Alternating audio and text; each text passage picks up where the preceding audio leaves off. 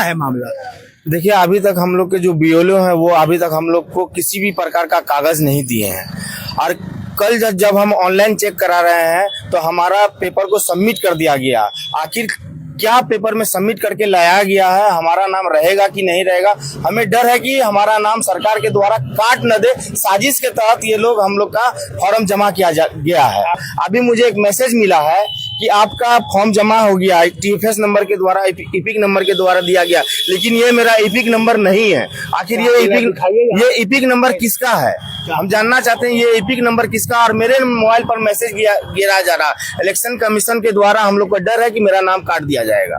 तो आपने किसी तरह का फॉर्म नहीं भरा है? मैंने किसी भी प्रकार का, न मेरे पास कोई सरकार के द्वारा किसी भी कर्मचारी के द्वारा न फॉर्म दिया गया है, न फॉर्म जमा किए हैं, लेकिन मेरा फॉर्म सबमिट हो गया है ऑनलाइन। लेकिन फॉर्म भरने के लिए तो हर जगह बीएलओ का तैनाती कर दिया गया है, लेकिन फिर यहाँ पर बीएलओ आ ही नहीं रहा है। किसी भी पूरे पंचायत में इसी तरह का हाल है। हम लोग के यहाँ अभी तक बीएलओ के द्वारा कोई फॉर्म न दिया गया है, न लिया गया है, लेकिन ऑनलाइन सबमिट पेपर बता रहा है। मैंने नहीं, फॉर्म आपने दिया है? न दिए है। बीएलओ ने फॉर्म लिया है, जी हाँ, लेकिन ऑनलाइन मैसेज आ रहा है कि आपका पेपर सबमिट हो गया है।